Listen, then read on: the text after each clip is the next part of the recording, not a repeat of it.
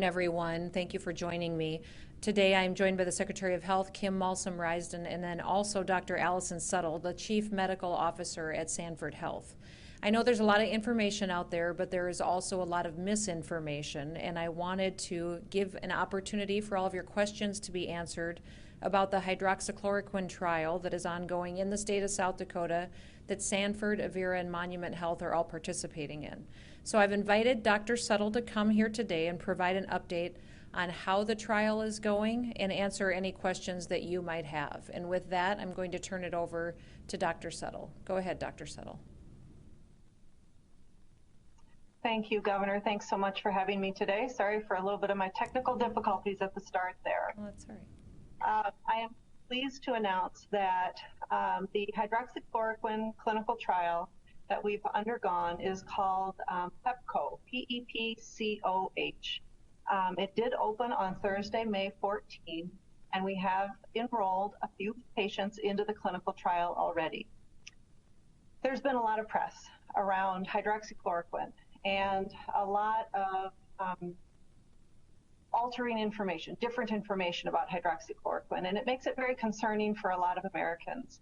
I think it's received more press than just about any other medication I know of today, and for good reason. Everyone's looking for solutions. Everyone wants something that's going to help with COVID. The clinical trial that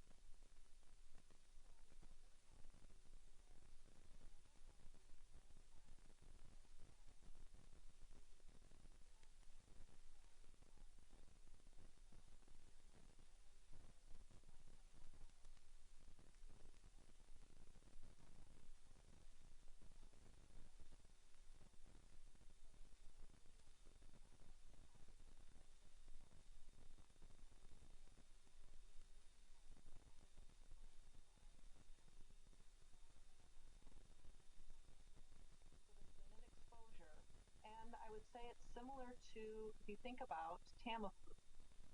Oftentimes we give Tamiflu very early in the disease to try to prevent that individual from getting very sick from influenza. We're trying to see, based on what we know around the mechanism of action of hydroxychloroquine, if that's truly something that would happen. So we don't know the answer. By doing a randomized placebo-controlled trial, we'll give some people placebo, some people hydroxychloroquine, and we'll measure outcomes, and we'll be able to say yes or no. I'm not invested in if it works or if it doesn't work. What I want to know is an answer so that we can move forward.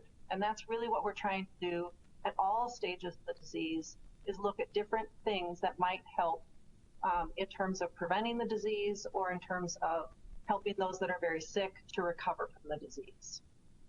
So Dr. Settle, we had a few technical difficulties there and lost audio for a little while. So I'm going to ask you a few questions, and I'm wondering if you would answer them. We may cover some of the information you've already shared, but I still think it would be good, and for the benefit of the audience, that when we lost that audio, they just may not have gotten the information. But how does the WHO decision to pause the use of this drug in its clinical trial impact the South Dakota study?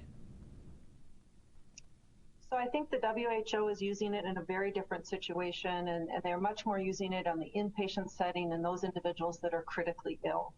What we're doing in our study is looking at a very small dose of hydroxychloroquine in healthy individuals that have been exposed, and try to see if, similar to Tamiflu, it doesn't prevent you from getting the illness or prevent you from getting very sick from the illness.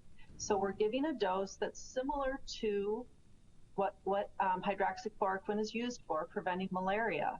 So if anyone has traveled to an area where there's malaria, they've likely taken hydroxychloroquine a couple doses before they leave, doses when they get back, to prevent malaria. So we're using that kind of a safe dose in those individuals that have been exposed to COVID.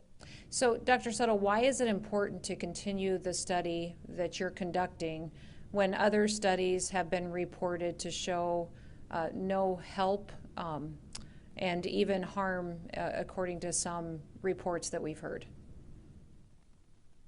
Yeah, it's a good reason to always keep up with the literature and make sure that the question you're trying to answer is a good one.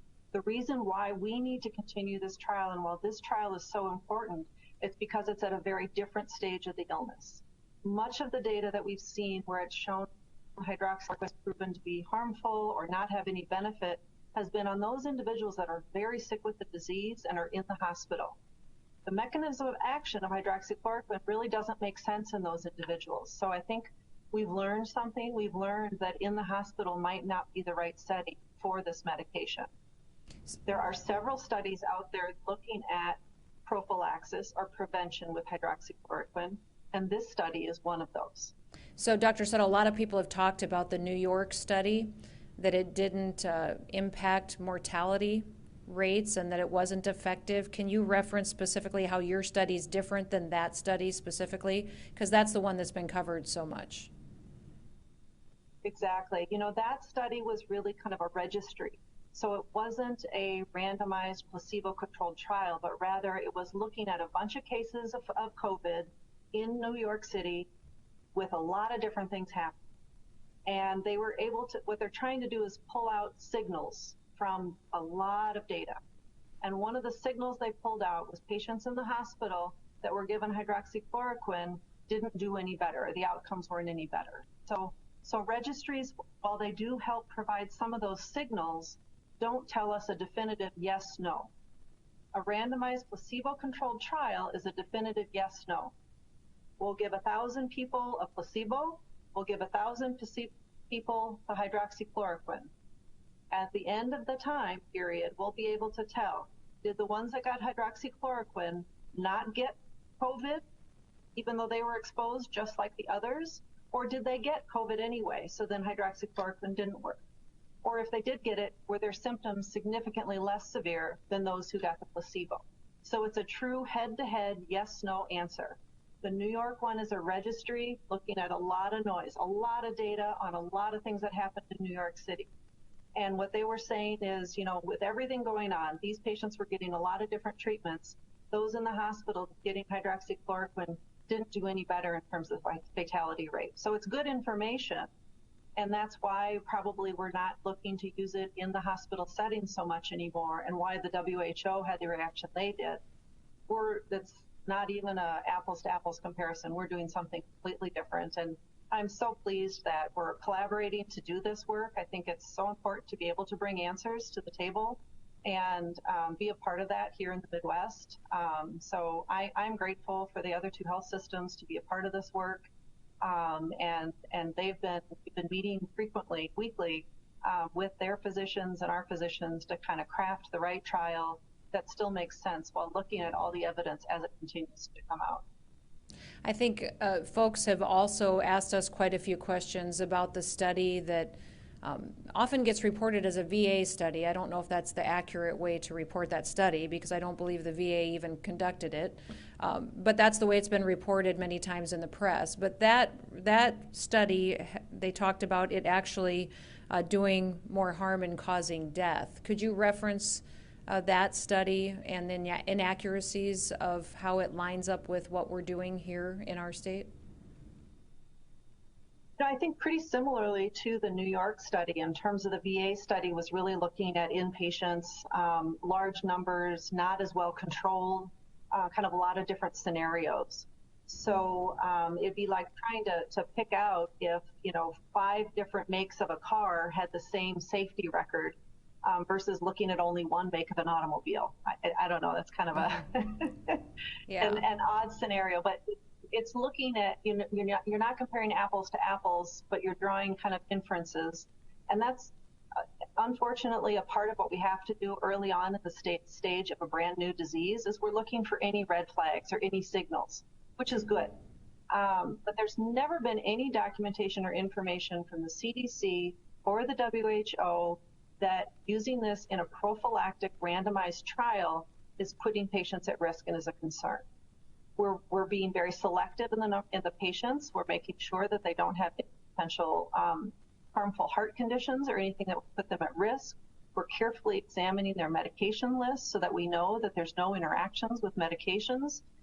So we feel very confident that this is a safe trial, that hydroxychloroquine is a medication, that the doses that we're using have been around for decades, and physicians have been prescribing it for decades in a very similar fashion.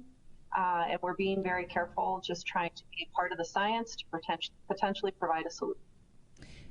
We still get some questions of people wondering if this is taking medication away from patients who need it for the treatment of other diseases. Could you speak to that? Yeah, and it is a concern, and I think very early on, when there was a lot of hype about hydroxychloroquine, there was concerns that there were physicians that were just prescribing it, thinking it might work. We early on as a health system talked to our physicians and said, don't know yet, we need to do this in a clinical trial. So let us put a trial together rather than just prescribing it to your patients. Please, we have patients that do need this medication, and we need to use this in a clinical trial. In addition, by doing it in a clinical trial, what the pharmacies have on hand is for prescriptions from physicians to those patients with medical indications like rheumatoid arthritis and the like. So as far as we know, we are not taking those supplies, and it was really your ability to go into that federal cache to bring that medication that we could do it in a clinical trial. So where this is a completely separate cache of medication that does not get into the pharmacy supply of medication, that still that chain of physicians prescribing for patients continues on. What we're doing here in the state of South Dakota is using that cache that from the federal government, that the study will then supply that medication. So two very separate routes to get the medication.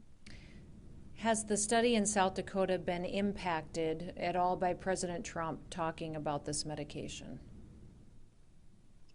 You know, I don't think so. I think what it does is it just raises awareness, and it's an opportunity to communicate even more.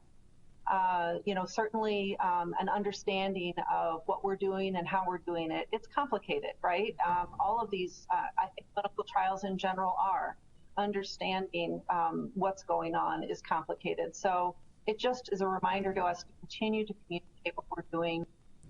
So I appreciate this opportunity. You know, the more we can get the message out there of what we're doing and why, and how we're doing it in a safe way, I think is important. And then it's always at the end of the day, the individual patient's opportunity and decision, do they want to be a part of the clinical trial? Mm-hmm. You can choose. And we are finding patients and individuals that are wanting to sign up for the clinical trial. So we will keep offering it as an option, and individuals can make that their choice and have a good conversation with a physician about what are the risks, the benefits, why we should try this clinical trial. They might not get the med, they might get the placebo. So, you know, being a part of science is a wonderful thing. Well, thank you for being here and answering questions. These are questions that our office and our Department of Health have gotten quite a bit, so we wanted to see if you would be available to address some of them, and it's been very helpful. Is there anything that you talked about in your opening statement that may have gotten cut out during the audio glitch that you want to just cover one more time to make sure that the folks at home have the information that they need? You know, I think your questions were spot on and really addressed all of those concerns. So I don't think that there's anything that I have to add. You know, I would say if there's any questions and if they need information about enrolling in the study, I do have a phone number. Okay. And that is 605-312-6023. I'll say it one more time. 605-312-6023. Wonderful. Well, thank you so much, Dr. Suttle, and to Sanford Research for your continued commitment to helping people that are affected by this virus. Having a therapeutic and a medicine that could help them gets us a long ways towards feeling better prepared for what's ahead of us, and also getting towards finding a cure. So once again, thank you so much for all that you've done throughout this pandemic, and we'll continue to do, I'm sure. Get some rest. Thank you. Well, if you'll stay online, if you don't mind, just in case there is a follow-up question, that would be great. With that, let's open it up to any questions that anyone may have here in the room or on the phone as well. Yes, JP at Caroline Radio. Yes, go ahead, JP. Thank you. Good afternoon. Dr. Settle, could you once again differentiate between the differences between the World Health Organization doses and the doses that your study is using? I would have to look up the doses for the World Health Organization. Our doses are similar to a Z-Pack, if you will. There's a loading dose that you would take, and then you take pills for the next 4 days. The way the medication works is that it stays in your system for an extended period of time. Similar to azithromycin, as in a Z-Pack, you get a loading dose and you take a dose for several more days, and then it stays in your system for up to a month. And that's how it tends to work in terms of preventing malaria and then also potentially preventing COVID-19. Thank you. This is Morgan at Rapid City Journal. Sure, go ahead, Morgan. I don't know if I missed this when the audio cut out or something, but did you say how many participants are a part of the trial and how many have recovered, how they're doing, and where the bulk of them are from? So the trial got started on May 14th, and we're just enrolling individuals. What we do after enrollment is we randomize to either get the placebo or to get the medication, and then we don't know which they get, and then we monitor and we kind of track for symptoms and the development of COVID. If they develop symptoms, then obviously they would get the COVID test. If they did not, they would not get the COVID test. But we follow those individuals for approximately 45 days from enrollment in the trial. So we're collecting data, and we really cannot provide data until we get everything back. That's kind of the nature of a clinical trial. We don't know who's getting which, and we're just going to collect the data and then report out once we have the 2,000 participants. Have you met the 2,000 participants yet, or do you have a preliminary number of how many are on it today? It's only a handful today, and but that will increase over time. There's been a lot of logistics to get it up and running, so having it just started on May 14th, it will increase. People need to kind of develop it into their workflows as they identify individuals who have been exposed. Thankfully, with a lot of the wearing of masks and a lot of the social distancing, individuals are not having a lot of exposure. So there is still some community spread, but the steps that we've taken and the steps that we are taking to really just be careful and take care of each other really does prevent a lot of those exposures. Did you have a concrete number on how many participants there are yet, or not? I don't. I can see if I can get that for you, though. Sure, thank you. This is Stephen Groves from the AP. Sure, go ahead, Stephen. Dr. Settle, so just so I understand, the people that are enrolling in this, is it people who have tested positive for COVID-19 or who have been exposed, in their family, in their home, or at their workplace? And how do they find out about the trial? Is it through their healthcare provider? Yeah, so good clarifying question. These are people that do not have COVID, so they have not tested positive for COVID. And they will find out about it through their healthcare provider. So it's oftentimes going to be an employee. So many of the health systems across the state will, we have our own employee health, and if we have an employee that's been exposed, we have to notify them of their exposure, and then we can offer them, if they're interested in the clinical trial, we can offer them the clinical trial at the time that we notify them of the exposure. We're giving them information as to how to keep themselves safe, how to protect themselves, to stay home and quarantine, et cetera, if there has been that exposure. And to look for symptoms, what are the symptoms, when they need to contact their healthcare provider, et cetera.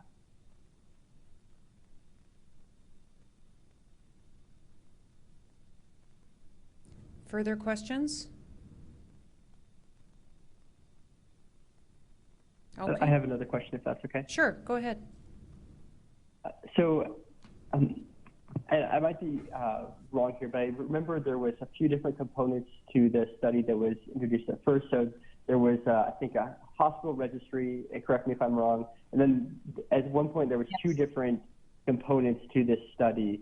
Can you tell me, first of all, if that hospital registry is continuing, and then if one of the components was changed, or where we stand out with those components? Yeah, excellent question. So the hospital registry is continuing on. That is just like New York, where it's a registry of all COVID positive patients that have been in our hospitals. All different things happen to those patients. And there were some cases where we were treating patients with hydroxychloroquine in the hospital setting. But those physicians, those critical care docs that meet regularly and discuss the literature, are now saying that hydroxychloroquine is not useful in those scenarios. So we are not using it in those inpatients, and that is a pivot, and that's because we've learned more about the use of hydroxychloroquine, again, as a registry. In a clinical placebo-controlled trial, there is still a potential to use hydroxychloroquine, but we are not a part of any of those clinical trials. So that's very observant. Early on, when we talked about the clinical trial, there was the registry component and then this placebo-controlled trial. The registry component, that's really just monitoring patients that are in our hospitals with COVID. All different things are happening there: convalescent plasma, remdesivir, proning patients, using ventilators. It's data collection, data gathering. The physicians on the front lines are making decisions based on the science, what they should be using and should not. And we are seeing a pivot of our physicians to not using hydroxychloroquine in that inpatient setting. So we'll continue with that registry, but we won't see further patients getting treated with hydroxychloroquine, if that makes sense. The placebo-controlled trial, we've been modifying over the month of April and really working with the physicians at the different health systems to come up with what makes the most sense. Looking at other clinical trials that are happening, looking at the new data coming out about hydroxychloroquine, and settling on the current trial as it is today, which is really looking at exposure, healthcare providers, individuals in long-term care facilities, where we can very closely monitor those individuals, knowing what their medications are, what their medical history is, and then it's a 5-day course of a medication of hydroxychloroquine or placebo. Does that answer your question? Yes, thank you.